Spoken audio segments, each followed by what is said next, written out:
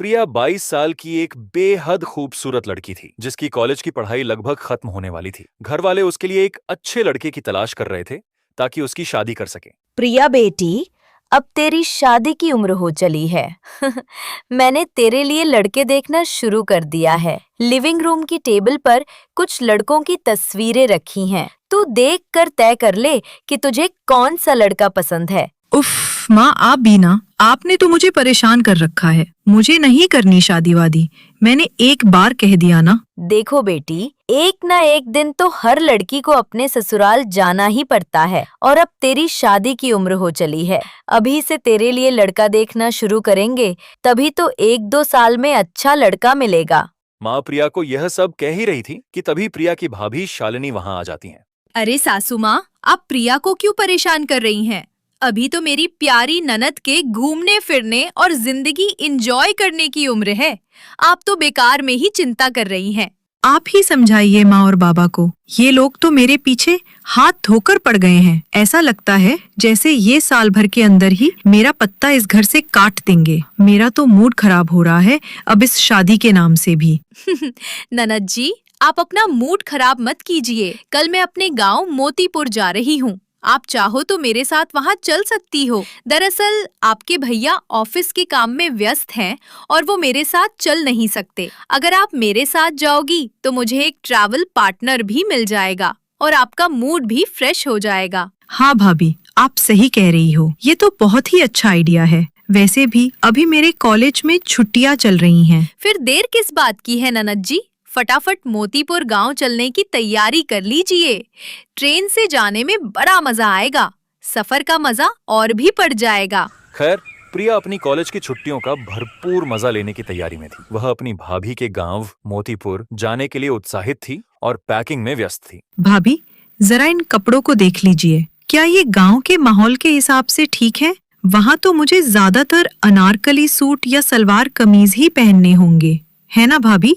अरे मेरी प्यारी ननद, ऐसी कोई बात नहीं है।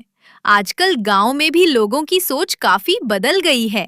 फैशन और लाइफस्टाइल में काफी बदलाव आया है। वहाँ की लड़कियां भी अब जीन्स, कुर्ती और दूसरे मॉडर्न कपड़े पहनती हैं। बेफिक्र रहो, तुम जो मर्जी वो पहन सकती हो। वाह, ये सुनकर तो मेरी सारी टेंशन दूर हो गई। मैं तो बेवजह ही इतने समय से परेशान हो रही थी। शुक्रिया भाभी। कोई बात नहीं ननद जी, तुम आराम से अपनी पैकिंग पूरी करो। और हाँ, एक बात का ख्याल रखना, हमें सुबह जल्दी उठना होगा।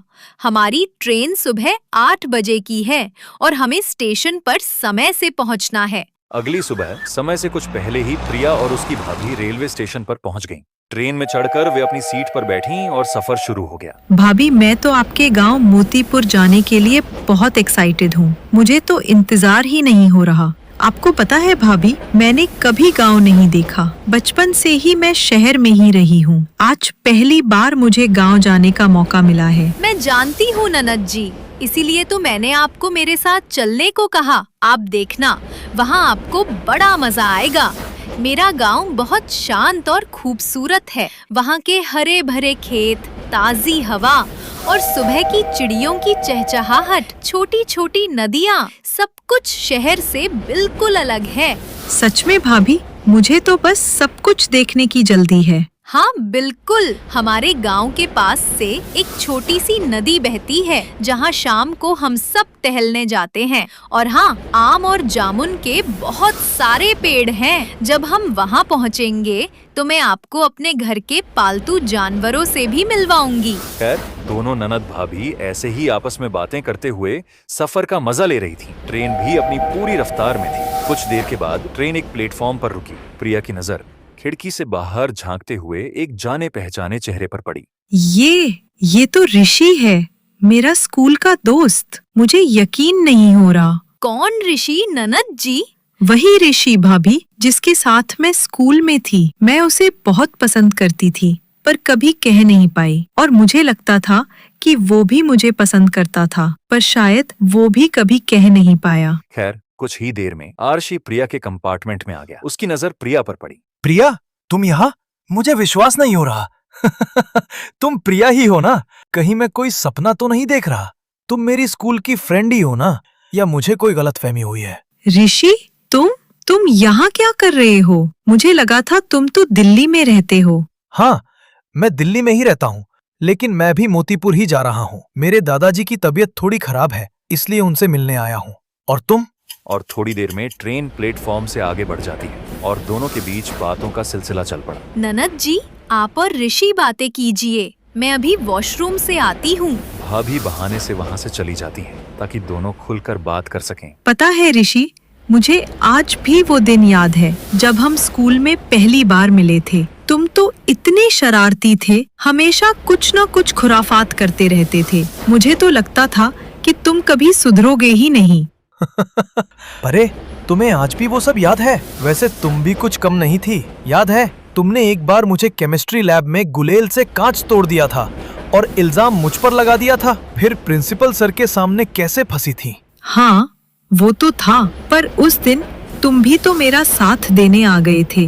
बिल्कुल, तब हम छोटे थे, नासमझ थे, पर दिल के साफ थे। स्कूल के वो दिन कितने अच्छे थे। वो कैंटीन के समोसे, वो क्लास के पीछे छिपकर बातें करना, वो एग्जाम्स का डर, सब कितना याद आता है। दोनों की बातें जारी रही और ट्रेन अपनी मंजिल की ओर बढ़ती रही। जैसे जैसे ट्रेन आगे बढ़ रही थी, वैसे वैसे उनकी पुरानी यादों का पिटारा खुलता जा रहा था। पर क्या प्रिया, तुम कुछ कहना चाहती हो? बोलो। तभी ट्रेन अंधेरी सुरंग से गुजरने लगी। प्रिया को अंधेरे से बहुत डर लगता था। उसने ऋषि को कसकर पकड़ लिया। थोड़ी देर बाद ट्रेन अंधेरे सुरंग से बाहर निकल गई। सॉरी ऋषि, वो ना, मुझे अंधेरे से बहुत डर लगता है, इसलिए मैंने तुम्हें वैसे कस के पकड़ लिया था।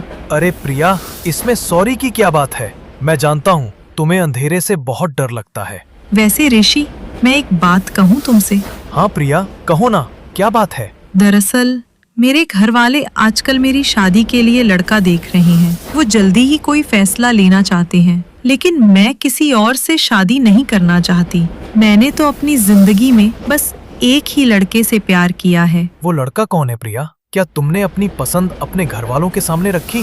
तुम्हारे घर वाले तुम्हें शादी के लिए फोर्स तो नहीं कर रहे ना? तुम जानते हो ऋषि, मेरा दिल तो हमेशा से तुम्हारे लिए धड़कता रहा है। मैं स्कूल के टाइम से ही तुम्हें पसंद करती हूँ, लेकिन कभी कह नहीं पाई। लेकिन मुझे लगा तुम किसी और को पसंद करते होगे।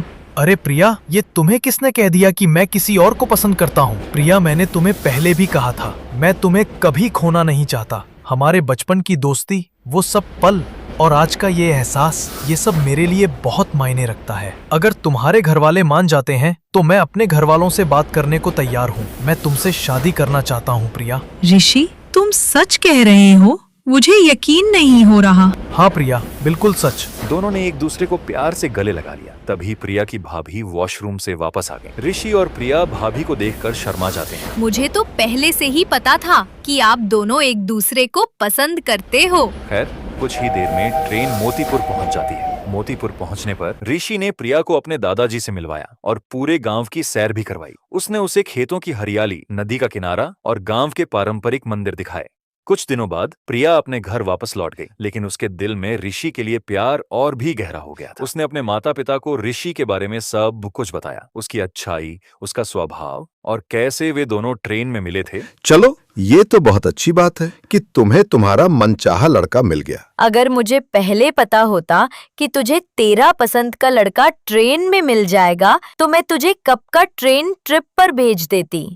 चलो, अंत भला तो सब भला। उन्होंने प्रिया की खुशी के लिए हाँ कर दी। कुछ समय बाद धूमधाम से प्रिया और ऋषि की शादी हो गई। उनकी कहानी कॉलेज की एक अधूरी मोहब्बत से शुरू होकर एक सुखद अंत तक पहुंची, जिसने साबित कर दिया कि सच्चा प्यार कभी-कभी अनएक्सपेक्टेड जगहों पर और अनएक्सपेक्टेड तरीकों से भी मिल जाता है।